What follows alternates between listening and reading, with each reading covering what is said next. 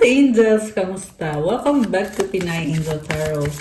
This reading is a love message for no specific sign. This is for anyone, kahit ano man ang zodiac sign mo. General love reading, kaya maaaring mag-resonate o hindi.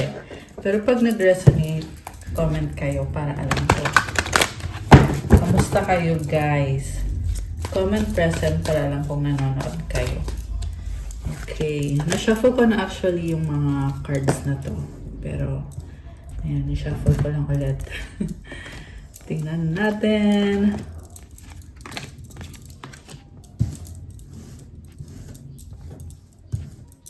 Wow. Grabe ito ah. Grabe ito.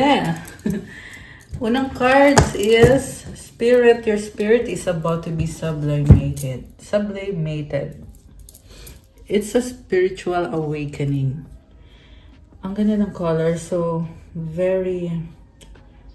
Ang nakita ko dito is parang very optimistic and parang ang gaan ng pakiramdam.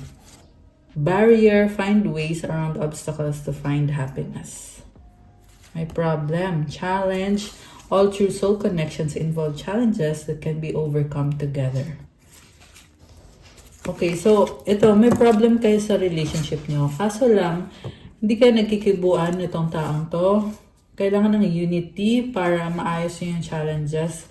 Kasi spiritually, you are connected to this person. Pwede itong soulmate mo or twin flame mo siya. So you have to overcome the challenges or challenge. At I feel like may pride. Pareho. Yung pride na yan ang humahadlang sa inyo ng taong to. From the tarot, overall energy is, tingnan natin, nasa ilalim ng deck. 8 of Fire, communication, pwede din tong travel. Alam mo, nakikita ko ang dami na nangyari sa connection na to. So, 10 of Water. Minahal niya isa't isa eh. Sa totoo lang may feelings pa rin dito, mahal niyo pa rin ang isa't isa. There is positivity, happiness, optimism, the Hanged Man. Ngayon nag-iisip kayo, tinitingnan niyo sa ibang angulo yung sitwasyon. Ano bang nangyari dati? Ano nangyayari ngayon? Mukhang nagkakaroon kayo ng mga realizations, epiphanies, kung ano yung dati hindi mo alam tungkol sa sarili mo at tungkol sa taong to ngayon, nalalaman mo na. Merong natatauhan. And then we have the Hierophant. Okay, this is Taurus energy. By the way, malakas ngayon ang fire sign, Aries, Leo, Sagittarius. We also have Messenger of Fire, 3 of Fire, the Star, the Empress, and the 7 of Earth. Andito din ang energy ng Aquarius, Libra, and Earth sign, Capricorn, Taurus, Virgo. Although this can be any sign, guys. Okay, Hierophant. Someone has all the tools. This can be someone very spiritual. Pasensya na nga pala kung narinig niyo may ingay kasi merong ginagawa yung mga may construction dito sa amin ngayon. So anyway,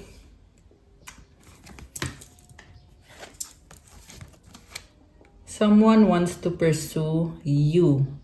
At may bagong energy tong taong to, hindi ka maalis sa isip niya. Nagkaroon to ng third party eh.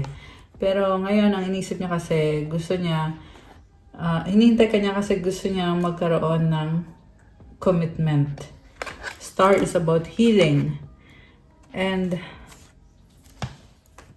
wish granted. Wish ka ng taong to. Kung ano man yung naging problem sa inyo, nakikita ko ngayon, this person wants to take responsibility. Pero, gusto niya mangyari is tanggapin mo din siya kung ano yung kulang sa kanya. Kasi ikaw tanggap ka niya. Pero ang tanong, kaya mo nga bang tanggapin tong taong to? So, nakikita ka niya as the Empress, Divine Feminine, very abundant. By the way, pwede to sa babae o sa lalaki. Roles can be reversed, okay? And the 7 of Earth. Gusto ka niya, oo, pero parang feel niya na gusto mo rin siya, pero mas pinipili mo mag-invest sa sarili mo. Kaya ramdam niya yung pagbabago sa connection niyo. Siguro, hindi mo na ginagawa kung ano yung ginagawa mo dati. At gusto niyang ibalik yon. Okay? Ang nafe-feel ko dito sa person mo, medyo manipulative.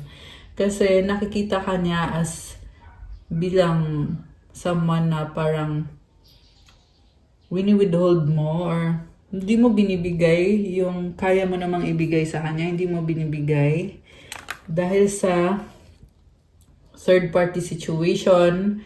Yeah, puro number 3 yung nakikita ko eh. So, you are being wise. Also, inaalagaan mo yung physical body mo, pinoprotektahan mo yung sarili mo. Parang na-realize mo dito na inabuso ka physically. Not necessarily na sinasaktan ka physically, but I'm talking about the sexual. Alam mo yun, na parang feeling mo dito, binigay mo lahat or masyado mong pinahalagahan tong taong to at nare-realize mo ngayon na hindi niya deserve yung mga binigay mo sa kanya. So parang kang nandidire, parang kadire, ganun yung nararamdaman mo dito na nafe-feel mo na you are way better than kung ano yung in-offer sa'yo nitong taong to. Pero sa side naman nitong person mo, ang nakikita ko dito is feel niya na magka-level kayo. Okay? So, kung feeling mo dito na inabuso ka niya or yung parang naging sobrang involved ka sa kanya sexually at ayaw mo na, nandidiri ka na. Tingnan mo yung mukha niya, oh. Parang, what the? Okay, nandidiri ka. Samantalang itong taong to is, tingin niya sa'yo is ka-level ka niya at gusto niyang patunayan sa'yo na gusto niyang mag-commit, kaya niyang mag-commit, and even magpakasal sa'yo. So, also, nagkaroon ng healing tong taong to ngayon. So, kung naging toxic to dati, ngayon nakikita ko na more na siya, high vibrational. Ibig sabihin, mas siya, mas matalino siya ngayon and also mas stronger siya ngayon. Ready na siya, may mga tools siya dito. So, kaya niyang gawa ng paraan kung may mga challenges, may mga problems, ganon. At the same time, may energy din siya dito na na-overwhelm siya eh. So, inisip niya, kaya ko ba kontrolin tong taong to? Kasi parang, na-recognize ka din niya as someone na too good to be true, na feeling niya, hindi niya kaya yung mga standards mo. Although alam niya sa sarili niya na magka-level kayo, pero iniisip niya dito eh na hindi mo naman siya tatanggapin or hindi mo siya kayang patawarin. Grabe.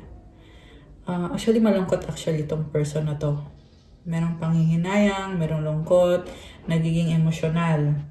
So also, this is a kind of person na pinagsabay-sabay niya, yung mga options niya, ikaw at yung other options niya. Sabay-sabay kayo. So, yeah, I'm hearing trust is broken. Trust is broken. And then, pero alam mo maganda dito sa taong to kasi alam niya na mahal ka niya, alam niya na gusto ka niya. Yung nga lang, meron siyang mga bad habits na hindi niya maalis. So, marami nang nangyari sa connection na to with this 8 of Fire. Siguro, matagal-tagal na yung relationship nyo. Okay, I will not give a specific time kung gaano katagal, pero may nakita kong ganun factor na matagal-tagal na. So, mag-clarify tayo guys. Bakit ganun? 3 of Earth. So, really hoping siya na makipag-usap ka sa kanya para ayusin yung connection nyo. Ito din yung kind of person na inabandon ka nito pero ngayon nagbabalik. Gustong bumalik sa buhay mo. And with the 10 of Water, ultimate happiness ka niya eh. Yung nga lang guys, very selfish yung nakikita ko sa taong to. Kaya mag-ingat kayo guys. And I feel like yun din mismo yung dahilan kung bakit ayaw mo. O bakit parang nandidiri ka sa taong to. And nakakaloka kasi ang gusto niya mangyari is maging comfortable ka sa kanya sexually at sa ibang bagay. Pero yung nararamdaman mo is kabaliktaran. Nandidiri ka. Okay? So, general reading to, hindi to sa lahat magre-resonate. Okay? Pero kung resonate kayo, comment kayo dyan, guys. Comment nyo kung ano yung situation nyo. Gusto niya Kasi itong taong to, ang dami naman kasing options eh. 'Di ba? Ang dami niya, iba-iba yung kasex niya. So, syempre, nandidiri ka ngayon. Ayan, nandidiri ka na bang, ba't ko ba binigay yung sarili ko sa taong to? May ganun eh. Tingnan mo to, very pure ng ano mo dito. You have this energy na very vibrant, very attractive, very innocent and pure, abundant. Grabe. Tapos, ganun yung ginawa sa'yo nitong taong to. Oh my goodness, nakakaloka. The world. Oh, merong travel. Ano to? Ending din to. Oh my gosh.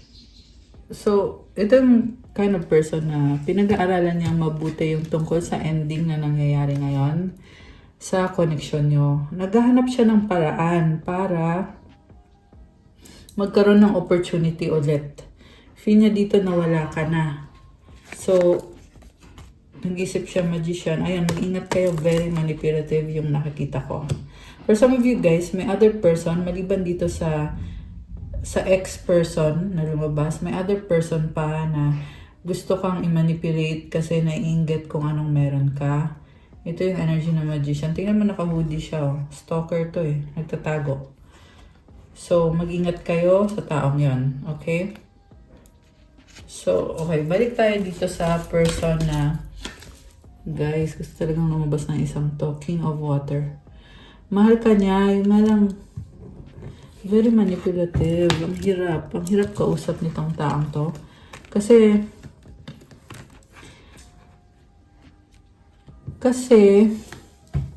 ilalagay ka niya sa sitwasyon na option ka lang niya. Hindi ko kasi nakikita na ikaw lang, mag-isa ka lang. Ang nakikita ko ay meron talaga, may iba talaga dito. So, in that sense, nagiging toxic. 'Di ba? Kasi hindi healthy yung connection. Although, andun yung feeling niya na ikaw na yung the one para sa kanya, ikaw yung gusto niyang makasama ng pang long term, ikaw yung gusto niyang pakasalan. Okay.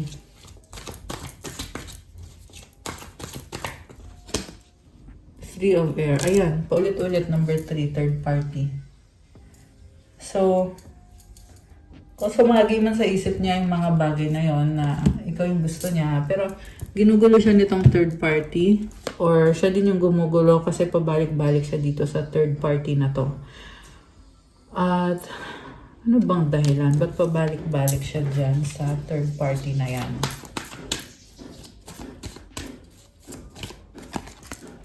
Emperor. Okay. Pwede itong may anak sila, pwede itong energy ng tatay, pwede din itong control. Dahil lang kung bakit siya pabalik-balik doon na hindi siya makaalis dahil siya ay kinokontrol. Baka may kadil na Aries, itong person mo, Aries person around them. But this can be any sign, very controlling yung third party situation or karmic connection. So, ano bang gusto mangyari nitong kadil niya? Page of Earth. Alam mo, pangit ng energy itong kumukontrol sa kanya. As in. So, Page of Earth, pwede itong anak. May anak siya, kaya gusto ng karmic na supportahan yung anak. Pero, napakapangit ng energy. Sorry for the word, kailangan ko lang sabihin kasi totoo naman kasi. Ang pangit ng energy, toxic to. Toxic yung kadil niya. So, ikaw ngayon nadadamay ka dahil may kadil siyang toxic. Dahil sa kung bakit ka nadadamay, kasi gusto ka niya eh. Gusto ka niya, edi syempre kahit ikaw nananahimik ka, madadamay ka talaga. Ace of Water. Okay. Malungkot, gusto niyo magsimula kayo ulit. Gusto niyo bumalik sa buhay mo. Ayun yung nakita kong namuluha. May gustong i-offer sa'yo. Yung iba nga dito, merong gustong ibigay na regalo. 5 of Water. Nangihinayang, malungkot. At, alam mo, pinaprocess niya yung emosyon niya. Nakikita ko dito sa taong to. Na inisip niya, magsisimula tayo ulit, mag-offer ako sa'yo. Pero habang iniisip niya yon yung tungkol sa bagong simula, nagkakaroon siya ng realization na parang hindi to mag-work out or parang ang hirap nito, napaka-challenging nito, anong gagawin ko, may ganon. Messenger of water. Okay, actually nag-flip siyang ganon eh, so naka-reverse to. It's telling me na gusto niyang kumonek sa'yo pero natatakot siya. Okay? Or nahihiya siya. Ayan, kasi gumanon eh. Sa totoo lang, pwede naman to anytime. Pwede kayong mag-usap. Kaso lang, siya din mismo yung nag-hold back. Itong taong to din mismo. 8 of Earths. Kasi iniisip niya, kailangan ko muna magtrabaho, kailangan ko muna maging stable, maging financially free, mag-ipon ng pera, magpayaman, magpadami ng pera, etc. So, very selfish yung nakikita ko. Selfish in a way na kasi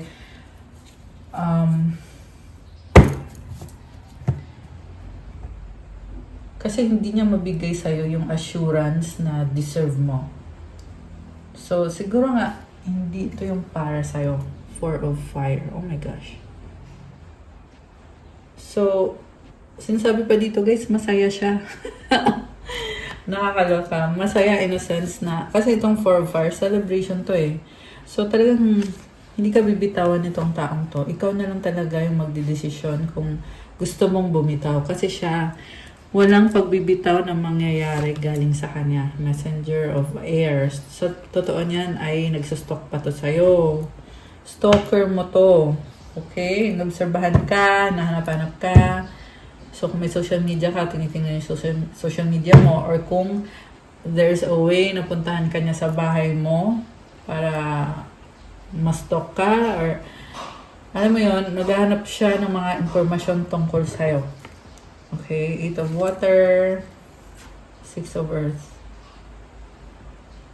Oh, mayroong umalis. So, yeah, I feel like ikaw to eh, umalis ka na. At ang nakita ko dito is hinahabol ka niya kasi umalis ka at ang gusto niya mangyari is parang siyang nagmamakaawa na bumalik ka. May ganun eh. May ganung energy. Ayun o. Naghihintay o. Saan ka? Saan ka? Please, don't go! Oh my gosh. Samantala ikaw, wala ka na may bibigay sa kanya. Pero siya, parang sinasabi niya dito, kahit katiting lang na panahon, konting pansin lang, ganun yung gusto niya eh. Kahit konti na lang daw, kahit hindi na kagaya ng dati. High Priestess. Oh my gosh. Alam mo, nakita ko dito, in love sa'yo. Parang this kind of person na gagawa at gagawa pa rin ng paraan na nagsastrategize eh, nag-iisip anong susunod na gagawin ko, anong plano ko, 9 of Fire. Meron nga dito gusto kang puntahan, pero naka-block. Okay? Nakakaloka. So, very manipulative person. So, since tinalikuran mo siya, ramdam niya yung kawalan. So, parang humina yung energy niya. Okay? Merong ganon. Weird.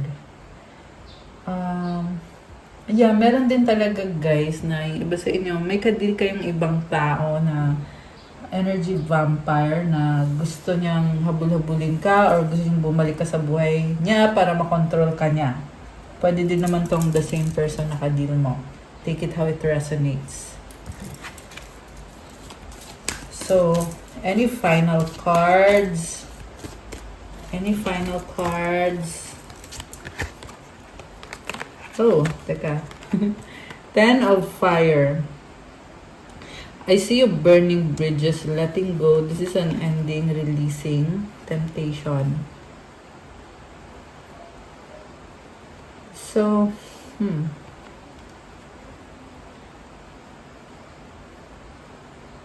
parang naiinggit kung anong meron ka eh. Yun yung nakikita ko dito eh. You're doing so well. Parang natitempt, gustong makikagat sa apple. Natitempt kung anong meron ka. Okay, Page of Water, 6 of Air. Merong mga opportunities, may travel din. Okay. Ikaw naman, you're having a peaceful life, full of joy. masaya, magaan. Merong bata dito. So, ibig sabihin nyo may anak na kayo or nakikita nyo sa'yo na yung energy mo is very light-hearted. So, nainggit, no? Six of Water, transformation. Wow. You're going through a transformation and you're taking it slowly but surely, one step at a time. So, ang nakita ko sa'yo is yung tulungan ka ng universe and you're letting the universe help you alchemize the energies. Okay. King of Air. Wow! Nakatawa siya, oh. Ginagamit mo yung utak mo. Nagiging matalino ka dito. Ibig sabihin, marami kang natutunan sa experience mo with this person. Grabe, nakakaloka. Seven of Air. Wow! Palabante! Love. Wow. Oh my gosh. New love. Alam mo, Tower. Nakakaloka. Oh my gosh. Alam mo, kinikilig ako para sa'yo. Alam mo kung bakit? Nakikita ko na ginagamit mo yung isip mo, utak mo. At you're being wise in how you deal with the situation. 21:11 and 21:12 on the screen now. Ayan, may mga synchronicities, guys. And merong new love na paparating. At ang sabi dito, you have to step out of your comfort zone at mamimit mo itong new love na to. So guys, may nakita din ako dito na someone is cheating on you, which is nasabi ko naman na kanina na may ibang person nakadili itong person mo. I see this person, they're having sex with someone else. Ayan, sinabi ko na talaga diretso. Diba? Huwag na tayong magpaligoy-ligoy pa, diba? Kasi yun naman talaga yung lumabas dito eh. Samantala ikaw, ito na nga yung nakikita ko sa'yo, mas nagiging wise ka eh. You're stepping out of your comfort zone, the Hanged Man. So, you're looking at things from a different angle. Natatauhan ka ngayon. Queen of Earth. Wow, palaban. Alam mo, nakita ko sa'yo, alam mo yung song na Survivor? Parang ganun yung napipicture out ko eh, na you are surviving, you are doing so well, especially sa finances mo, kaya lalong dumadami yung mahanga sa'yo. Mukhang hindi mo nakikita yung tunay na potential mo. Parang ganito lang yung tingin mo sa sarili mo. Ayan, hindi mo na-realize na ito ka o Empress. Tsaka meron din tayong Queen of Water sa bottom of the deck. Ayan. Ito ka. Hindi mo nakikita to sa sarili mo. Kasi ito lang yung tingin mo sa sarili mo. Yung tingin mo, you are someone na may mga challenges ka, lumalaban ka, kayang-kaya mo, strong ka, maraming sumusupport at humahanga sa'yo. Okay? Pero hindi mo alam, ito ka oh, tsaka ito. You are someone na talagang hinahangaan at merong flow eh. Like the water, di ba, na nagfo-flow. You're going with the flow. And you are doing so well. Yan yung nakikita ko sa'yo. Yung nga lang, parang pinipili mo dito na manahimik lang. Kahit na may mga na-discover ka, kung ano man ito na-discover mo, yan ang sabi sa akin dito eh. May na-discover ka. Kung ano man yan. May natuklasan ka dito. Okay. Anong mga love energies? Love energies connected sa ating mga earth angels. Attraction. You are attracting the right person at the right time into your life. Wish. Oh my gosh! Someone you wish for is coming into your life. Guys. True love. A deep and enduring connection going beyond superficial attraction. Alam mo, ito na nga yung energy ng bagong person na paparating na ma-manifest mo itong true love. Itong wish granted. And I'm seeing na you are having a glow up. Sobrang attractive ng energy mo. Tamang tao sa tamang panahon. I love it! Ayan, oh, wish granted. I-claim nyo na to, guys. Someone you wish for is coming into your life. I claim my wish. Ganun na lang. I claim. Claim lang ng claim, guys. Okay? And then, True love. Oh my gosh. Common claim, true love. So, kuha pa tayo ng oracle cards. Ano pa ba ang mga... Teka, alisin ko muna to guys. Kasi gusto kong tingnan. Ano pa ba yung mga energies connected sa'yo at sa person na to? Sa person na...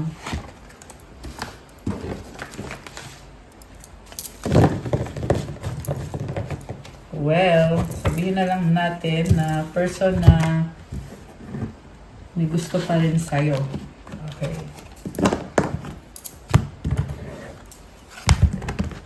So, okay, tingnan natin.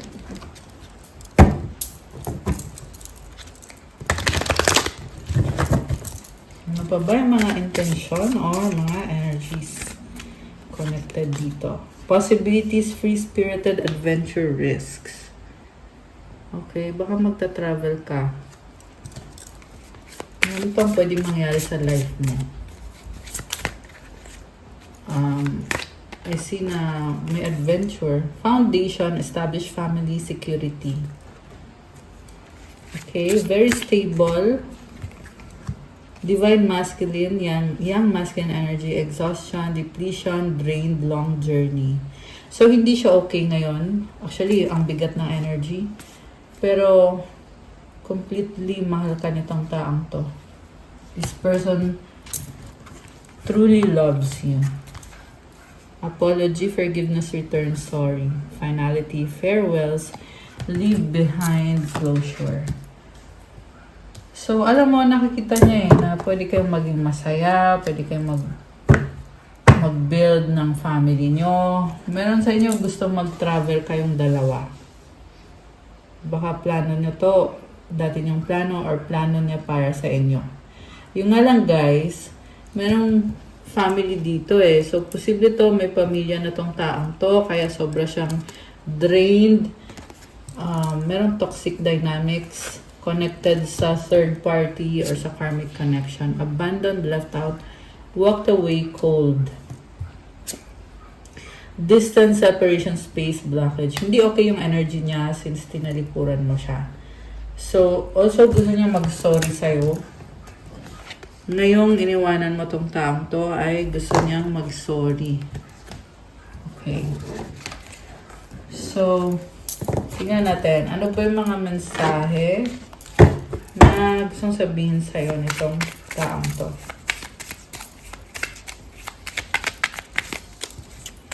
Mga mensahe. I will do everything I can. I regret what I did. Let's forget the past. Oh my gosh. Nakakaloka. I wish things were different. Keep going, honeymoon. You have a deep level of connection. Alam mo, nakikita ko dito yung panloloko sa'yo. Masakit sa'yo to. Very irresponsible. My pride or ego took control of me. So, sa totoo lang, I will be honest. Oo, mahal ka niya, pero hindi ko ma-advise itong taong to para sa'yo. I don't believe you. Also, merong new love na paparating. So, i-manifest mo yon. Actually, namamanifest mo na eh. Yung bagong person. Yung person na talagang magbibigay sa'yo ng healthy relationship. Na-attract mo ngayon. Yung magpapasaya sa'yo talaga. At yung sasamahan ka. And I even see marriage para sa inyo guys. So 15-15 creativity. Keep accessing the creative connection that you feel to the divine. The whisper speaks through your creative connection, allowing you to express the beauty that is within you and connect you to the love that is around you. Okay, you are very creative. Pagpatuloy mo daw yan. At maraming mahanga sa'yo. May connection ka kay God. Grabe. I love this. You are sobra kang blessed. Affirmation, creativity is my birthright. As I express my creativity, I feel a beautiful flow of love and connection. So, i-claim itong energy na to, guys. Comment, claim the beautiful flow of love and connection. Comment, claim creativity, claim 1515. 1313 clarity. As the storm passes, the clarity is felt faster than the lightning is seen against the dark sky. The divine is reminding you that clarity is readily available. All you have to do is ask. You have weathered the storm and now the sky is clearing. Grabe, di madaling pinagdaanan mo. Pero be thankful kasi ngayon, nagkakaroon ka ng clarity, naliliwanagan ka ngayon at blessing yan para sa'yo. You are strong, you have been strong. Kaya deserve mo itong good energy na to. Kaya i-claim mo to. Comment, claim clarity. Affirmation, loving energy surrounds me and I trust that the clarity I feel is the answer I need. So i-claim nyo to, guys. Comment, claim loving energy. Loving energy surrounds me and I trust that the clarity I feel is the answer I need. I love that. Ayan. So, kukuha ko kayo ng advice. Ano bang advice para sa mga Earth Angels? Advice para sa mga Earth Angels. Self-acceptance. Nothing is more exhausting than endlessly working on yourself. When you offer your whole being fully to love, self-acceptance arises spontaneously. May I rest in our oneness, dear divine. Ayan, guys. So, pagod ka na, kakabago ng sarili mo, pero ang sinasabi sa'yo ay offer mo daw yung sarili mo sa love, as a self-acceptance. Kasi yung self-acceptance, mangyayari yan. So, nakikita mo kasi yung mga imperfections mo eh, pero you are perfectly okay. Ayan, tandaan mo yan. Kailangan mahalin mo at tanggapin mo yung sarili mo. I-offer mo kung anong meron ka at makukuha mo yung self-acceptance na yan. May I rest in our oneness, dear divine. Ayan. You are going through a transformation. May butterflies, may mga flowers. So, enjoy mo lang to. Napakagandang energies na to. Hindi mo man na-appreciate to ngayon, pero andyan yung blessings. Binibless ka at lagi kang tinutulungan ni God at ng mga angels mo. Ayan. Okay, guys. That's what I have for you for our love message for today. Thank you for watching. Please like the video, comment, subscribe, hit the notification bell. Let me know kung nag-resonate ba. And kung kailangan nyo ng gabay, you can book a private reading. Message kayo sa akin sa Viber or sa WhatsApp. Nasa description box yung contact details. And, ayun, yun nga yung sinasabi ko, pag nag-message kayo sa akin, huwag kayong mahiya. Magpakilala muna kayo. So, anyway, also, check out nyo yung Instagram ko for those who want to start your crystals journey. May mga iba-ibang crystal bracelets tutulong sa'yo to give you good energy para ma-enhance yung aura mo, to increase your manifestation powers, to unblock your chakras, to remove any blockages, and to welcome good energy. And may mga wish-granting mantra na nilalagay ko sa mga crystal bracelet nyo. Also, may mga bracelet for calming, pang-alis ng stress, pang-attract ng pera, pang-attract ng love. Marami at iba-iba pa, guys. So, tingnan nyo po dun sa Instagram ko at i-message nyo na lang ako. Thank you, Earth Angels! I love you guys. Have a good day or night. God bless you all. Stay safe. See you again soon and love you guys. Bye!